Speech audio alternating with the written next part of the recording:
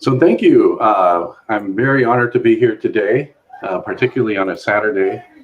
And I know that for folks out there, coming on a Saturday is really great. I'm very grateful to have John Whiteman joining us. He's a security researcher for Intel Corporation, part-time adjunct cybersecurity instructor for the University of Portland, also teaches at the UC Berkeley Extension Cybersecurity Boot Camp. John received a Master of Science in Computer Science from Georgia University Institute of Technology, a Bachelor of Science in Computer Science from Portland State University, and a Bachelor of Arts in Asian Studies from the University of Maryland University College. John holds multiple security certifications, including Certified Information Security Professional Systems Security Professional, CISSP, and the CCSP. John is a U.S. Navy veteran who honorably served as a surface sonar technician and shipboard classroom instructor. He's a member of the office leadership team for the Portland Oregon chapter, and hosts a very popular security podcast for them. If you haven't seen it, you should do so. John has over 20 years of experience with high tech, 10 years focused on security, working with startups, Fortune 500 companies, and government institutions. John, thank you so much for giving up some of your Saturday to do this for us today. Yeah, with that, thank you so much, Grant. I appreciate it. And as I was saying before at the beginning, I appreciate people coming here, especially on a Saturday. We're fighting a battle, an uphill battle, to make the world a more secure place. So I'm honored that you're spending your time, your weekend with us, and your bravery, maybe listening to this too. Absolutely. Thank you, John. I appreciate it. I'll put your presentation up and away. Okay.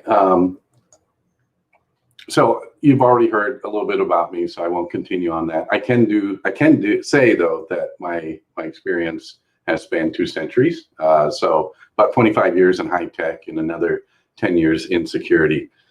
The agenda today is the problem statement. We're going to talk about what makes this unique from a bunch of different code complexity ones. For some, many of you already know what code complexity is, but for others, they don't. So we'll be doing a brief introduction of code complexity metrics. We'll talk about a tool called Lizard, and this is what I use for some of my data collection. And then I will talk about the data collection. There's 13 empirical data samples that we use. And finally, some semi-final thoughts, I call it. I'm not fully committed to even what I say today, because the research in complexity is still ongoing. It's still happening. But I do have some recommendations. And of course, for Q&A, please feel free in the YouTube chat or reach me out, contact me with my Twitter account. I'll be glad to talk to you. So here's the problem statement. First of all, you are one, I'm assuming most of us here are security experts. You're the one that helps teams with security. That's your day-to-day job. And you probably heard about something regarding code complexity. And you hear people say, well, this is great. Code complexity, lower scores mean lower risk. You got to start using it. You got to start scanning it. So you tell your teams about this. And your teams, of course, are the developers, the project managers, the managers, and the marketing people. And of course, they have schedules. And now you're introducing maybe something new that they might feel will impact their schedule, particularly if you find something. They tend to shy away with that because obviously that's an impact, right, on the schedule. So they're not convinced. And to be honest, maybe you're not convinced either, because in order to prove yourself, you have to have the data. You have to have that argument to support yourself. And that's what we're going to be talking about today. So what are we going to do? One of the main ones, and you may have heard of this one, of metrics that is used for code complexity is called cyclomatic complexity number, or CCN. It's a quantitative metric, so that means hopefully it takes the subjectivity out of it, and it's designed to measure the complexity of software. And it was developed by a computer scientist, a well-known one, Thomas McCabe, back in '76. But that work actually started much earlier. And in fact, in 1970, there's one study and one methodology created by a person named Halstead. And he had actually come up with the idea, and this was a day, by the way, where computer scientists were computer scientists. He wanted to take code and view it just like properties of physics where you have these different variables and just like volume and pressure and all of that. It's an interesting story. Unfortunately, Dr. Halstead had passed away like 2 years after that. So it's out there, there's literature for that, but that might be partly due where it wasn't widely adopted except in some areas, but it's still available there. And then McCabe, of course, came later in '76. But when we talk about CCN, we're talking about linearly independent paths in a control flow graph. So you see on the right-hand side here, very simple. Statement is something like a line in your code. Every once in a while, you have a bunch of statements, and then you may come to what is known as a conditional. And then, as you know, conditional might be an if, and else if, switches, and even Boolean operations. And these conditionals can go off to 2 or more places. And then if they merge back together. But there's a system for us to actually measure this complexity, and particularly these paths. And when they mean by independent, as you see, it's a directed graph. We're just going in this direction, or we're going into this direction. One doesn't affect the other one. They may or may not merge at the end, but that's what we mean by linearly independent paths. So the whole idea here is that, and we'll show you the formulas in a second, higher scores imply higher risk. And what they mean is the more conditionals that you start adding to your code, the more complexity, hence maybe the higher the risk. So one of the versions of the math is you could just take the simple graph that I showed, and here you can just count the number of nodes, which are just the ends, and here we have 5, and the edges, of course, are the lines in between that are connecting to the nodes. And in our example here, we have 5 nodes and 5 edges, and we do our simple addition here where we take edges minus nodes plus 2. And we end up, in this case, since there's an even number, we get 2. There are other variants of this too. You might have seen p times 2, which is a predicate one, but I will show you that one, a much more simple way of doing it. The version 2 here is what we call predicate nodes. And a predicate node in graph theory is simply a node that has more than one edge emanating from it. It can have multiple edges coming into it, but one edge or more than one edge emanating from it. And it's very simple. That's why I like it, simple math. You just take P, the number of edges or conditionals, and add 1 to it. So we just have 2 here. That's it. Very, very simple. And here I show the equivalent, of course, the ones that we showed before in the previous slide. They fortunately do end up with the same number too, just checking. The third one is more of regions. And again, anything with graph theory, if you ever taken graph theory in college or high school, all of those apply, those rules, those things, which is nice too, because there's a whole mathematical foundation behind that. And here, if you were able to identify what they call regions, and typically it's a clustering, or sometimes you'll see within these areas, and then maybe the outer region, you'll have like what they call a dominant at the top or the root of the node, incoming node, another way of saying that. For me, sometimes it's a little bit harder to identify, especially some more of the complex graphs, especially how they lay it out. So I typically like the previous 2, but again, anything that works for you. Now, CCTN has really interesting properties. One is it's independent of the number of lines of code in a function, and you're going to see that. We actually have some real world examples for that. And you can have you can have code with no conditional statements whatsoever. It still works out. The other thing I really like about it is it doesn't care about coding style, tabs, spaces, braces, etc. Python versus C, that type of thing. It's code independent. Complexity grows linearly. And you'll see that particularly when we have our empirical samples, the data that came out of it, it does actually nicely align to that. And if you're really into this, you could, if you know, particularly for the given language's abstract syntax tree, the ST tree, you can easily build your own counter as well for some of these properties, and that's what they do.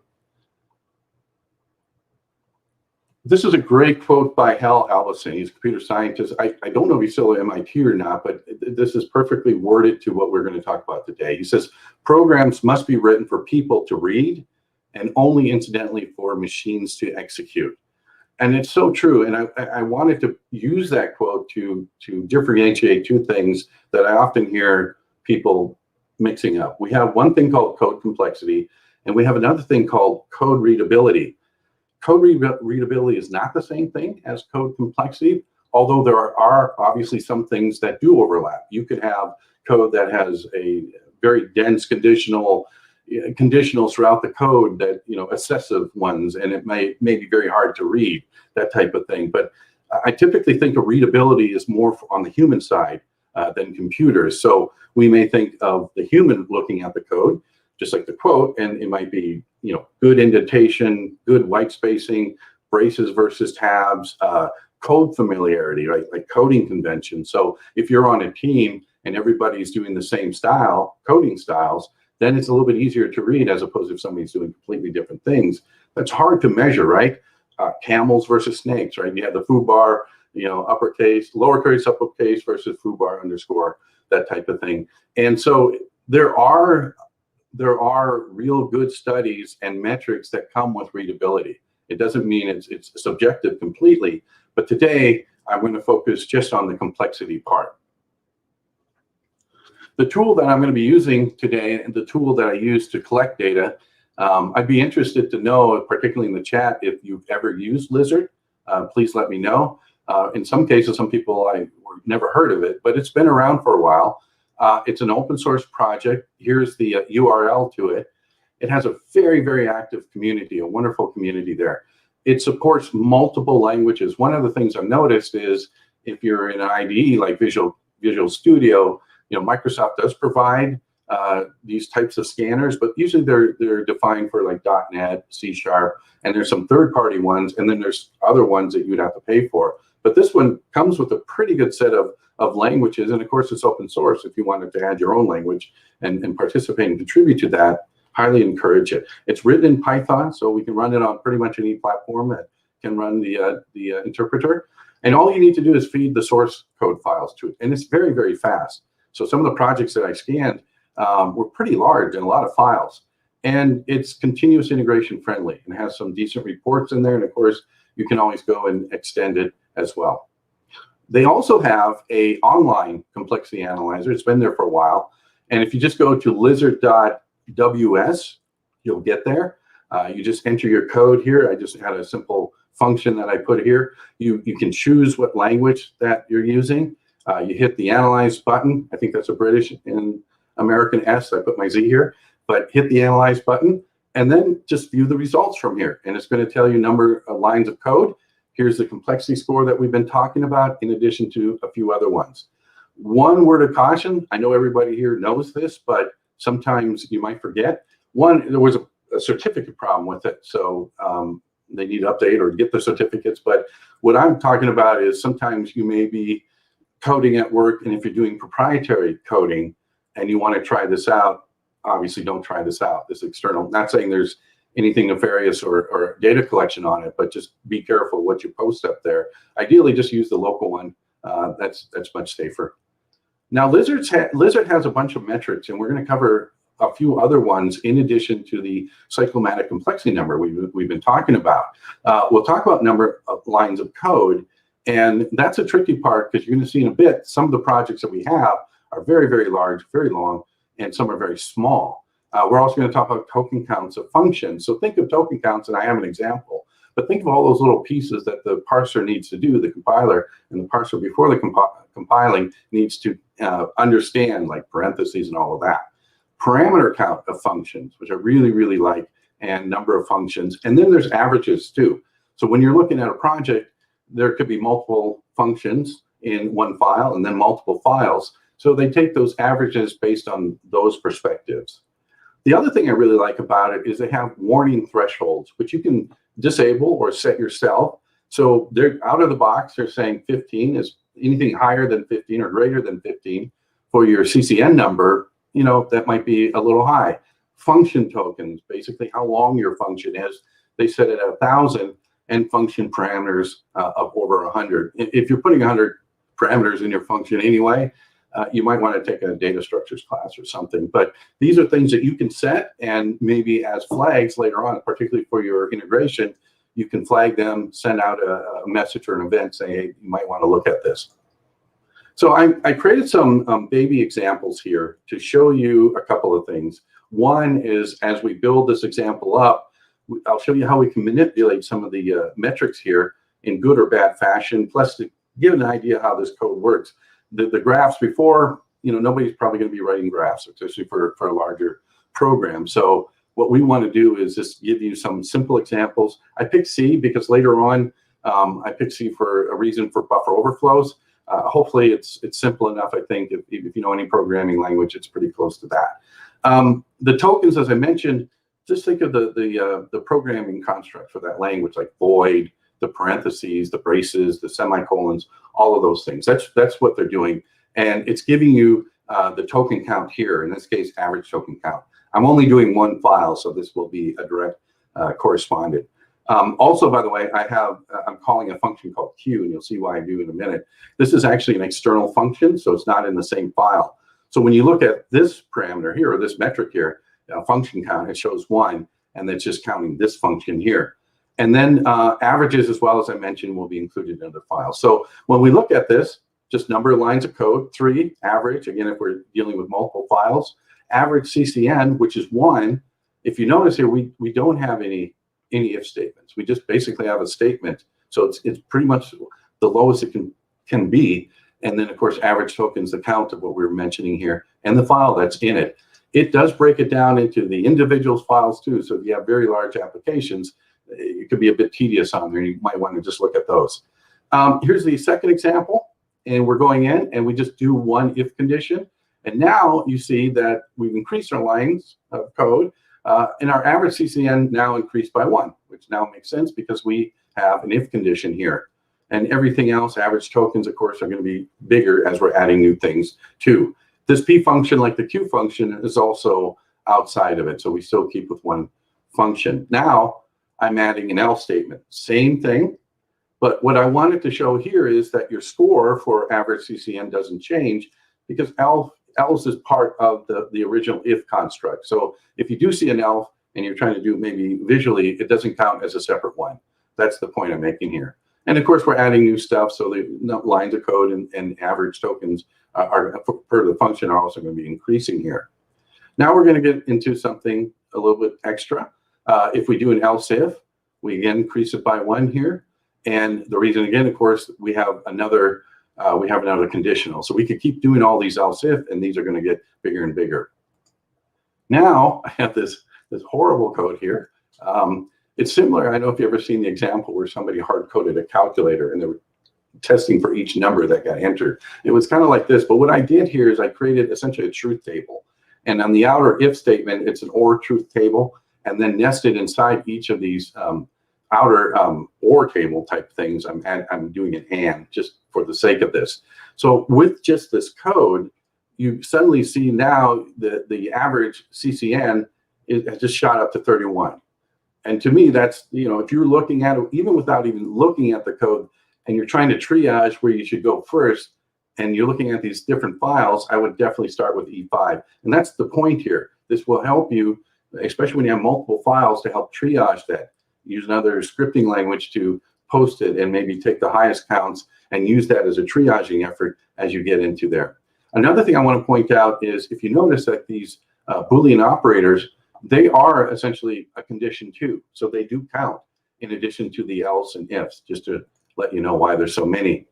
Now, example 6, if I'm a developer, I can go in and try to reduce the count. And I did. Basically what I went before, all of these extra ands, I just did what I call compounding it, right? So you just compound these Boolean operations into single ones. And now, just by doing this, I was able to reduce my, my CCN, not by a lot, but essentially get rid of some of the else ifs that were there before. And maybe this is things that developers would want to do, of course, in a real world example. 7 is where I'm doing the exact same thing as before, but now I'm just stringing everything together. And nothing has changed because nothing has changed. But this is one point I want to point out is that it's harder to read possibly. And this is the human side of it where, again, complexity doesn't really matter here, but human readability does. And just if you're considering those things, consider them separate things from there. The thing, as I was creating this, I was kind of having fun. I said, there's a possible, and maybe it already exists, a gamification opportunity where people can go in and you give them some horrible code functioning code, but horrible code, and they can go in and try to simplify it to some, record-breaking CCN value. I thought about that would be kind of cool. But now, long story short, I don't know if anybody's heard of Karnoff maps or anything, but in electronics, for example, Karnoff maps are great where you have circuits, and again, they're just ands and ors and exclusive ors and all that. You can actually reduce redundancy, basically, things that you don't know. Now, I would like to say I used a Karnoff map before, but I didn't. I actually accidentally came in here and realized that this actually produces the same output as before. And then when you look at all of these other statements, especially out here, it's easy to see that actually happens. But to verify that, I just created a simple script and went in through all the use cases here. And for all the previous 4, 5, 6, 7, 8 examples, I do get the same outputs based on the input. So that worked. But you can see here, imagine again, this is a real world programming. All of a sudden I was able to reduce from 31 to 3. Everything got reduced with a simple replacement on there. Unfortunately, not everything is that easy, but you can see that there is some stuff people can do where it gives you a moment to consider some alternatives from there. Can you guess what an empty file produced? Would it produce 1 or 2 based on that function? At first I thought it would not be 0. I actually thought we might get 1 or 2 possibly, but yeah, it comes at 0. So if you're using, particularly for Lizard, nothing in your file, you get 0. Okay, so what I said before, I tried some real world code examples. I picked 13 projects and they all use C language. And then I made sure that each project had at least one publicly known common vulnerability, the CVE on there. I ran Lizard against each of these and to gather my code complexity metrics. And then I wanted to see if there's any possible correlation between each project's code complexity metrics to that of reported CVEs. And maybe we could find some kind of pattern here. That was my hope anyway. So these are the projects here, and you'll see the slide, but basically, pretty much you should probably recognize most of these. All of them have at least 1 or 2 CVEs, and you can see some have a lot of CVEs, right? And I took the CCN number, I sorted it. I took the CVEs that I got from the MITRE site. I got the lines of code. These are all the metrics that do come out of the Lizard one, and just order them as such. And here's the repo link. And one of the things that I was mentioning before, you can see that the number of lines of code really vary for some of these projects. So what I did is I call it CVE density. I just took the number of lines of code and divided CVE into that to help it normalize it a little bit, if that makes sense. And it's a little bit better when it's graphing as well. And by the way, I did these polls, these results on Friday, yesterday. So here's the question, do things correlate? When we take a look at here, it's hard to see any kind of correlation. We do see the CVEs, which is in the orange, and the CNNs, as I said, I ordered them from low to high, but it doesn't really feel like there's a correlation. You would hope to see a lot more CVEs on the right-hand side. And then when I tried to do the CVE density thing, it went to the opposite side. And I said, okay, and that's not good. Well, it's good, it's life, it's data, and that's what we're trying to do here. We're trying to see if there's some real world thing. So then I said, well, let me try a couple other metrics too. I'm going to exclude the CVEs. And this is really cool. And this is what I was saying way in the beginning. Again, your blue boxes, your CCNs, and they're getting more and more complex, right? Your higher number. And what we're getting with our, say, number of lines of code, do you remember when I was saying some of the properties? Longer lines of code, there's this linear growth that goes with it. This is what happens. And it's the same thing with tokens, and tokens is the same as functions, like average tokens in the function. So as the functions are getting bigger and the lines of code getting bigger, which are the same essentially, you do see this linear growth with it. And so it proves that. It doesn't really help us in a way, but it does kind of prove that math there, that this is what's going to happen. So some people ask me, well, what about machine learning? Can we use something like that? Well, if you know stuff about machine learning, I studied it at Georgia Tech and gave some presentations about, and this was a couple of years ago at B-Sides in Portland. There's a great video on there about this. You need some data, obviously, to start with. And then, especially if you're using something like supervised learning, you need a set of projects with known vulnerabilities to help you train the model for accuracy. And I'm thinking, well, if you already can do that, what's the point? Obviously, you want to maybe make something in the future to predict that, but you're going to need that data. And then you start asking the question, well, it's probably not going to be that great. We can try it, but is the return on investment worth it? If I ultimately can get the information another way, is it really worth it? And maybe you have teams that have those resources. I definitely encourage you to try that. So kind of closing up here, some of these semi-final thoughts, I call it, because I haven't really decided yet. Code complexity has its uses, but it doesn't stand by itself, not yet anyway. There isn't anything that I would say, you know what, I'm going to get rid of all my tools. I'm going to quit my job, build a company based on code complexity and go off and sell that. There really isn't anything like that. There's some really good research, but nothing that would say replace that. And also, and we kind of saw that in the stuff I was doing before, what may work in one project, you have, let's say, a lot of data for that project, doesn't mean it's going to work in yours. There's too many different variables, the skill set of the programmers, and some of the other things down too. And then nothing replaces, of course, and this is the kicker here. You got to have a comprehensive security assurance program. That's it. But you should add this to it, is what I'm saying. You should add it, and there are some things that you can do now. If you have project teams or resistance, they don't want to run it, you can run it in the background yourself. You see, it's very, very easy to do. And then you can do what I call scan and correlate. You want to take maybe what you get with your results from Lizard, and then compare it to maybe your SAS and DAS scans, looking for true positives. Do they correspond if you're actually finding bugs and the complexity is higher? Some of these tools already come with that, which is nice. I think open source SonarQube does have complexity. If you're fuzzing, that's another, and that's a real issue that you find. Do these things to see if you see patterns from there. And then also, you can't really force it unless you really have a good argument with it. But if you do find enough patterns that there is something to it, you can maybe apply it to policy.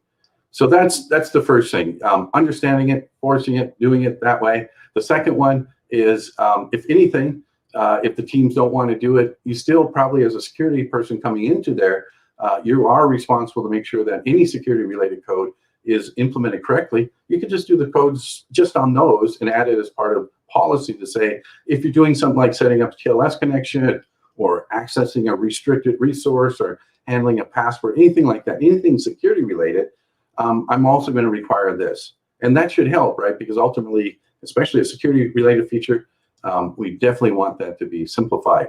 And again, complexity here is in terms of implementation, not from an architectural view, like we're looking at a threat model, probably doesn't work here. Final thing, scan code in your IDE. Developers should do it anyway. They should be scanning it.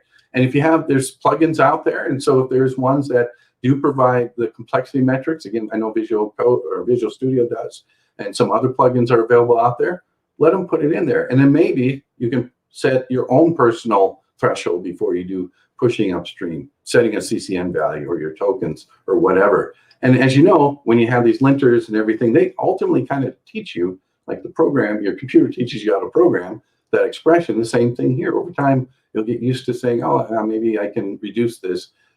Maybe it's a personal objective for you to get to those points.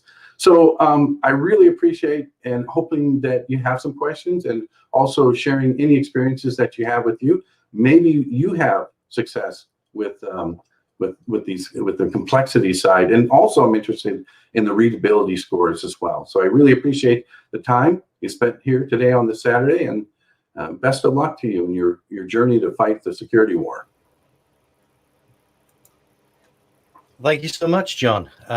I haven't seen any questions come through on the YouTube channel, but please do jump across into the Ask Slack channels and see if people have questions for you there. And if anyone does have any questions for John, his contact details, his Twitter handle were up at one point during the presentation, and I will make sure that it was tweeted out. So get a hold of John on Twitter and ask him all your questions. Thanks, John. I appreciate your time today.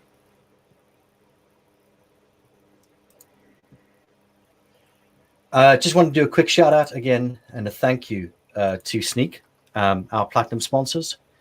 Thank you guys for making today happen. I really do appreciate the work and effort that you put in. Thank you very much.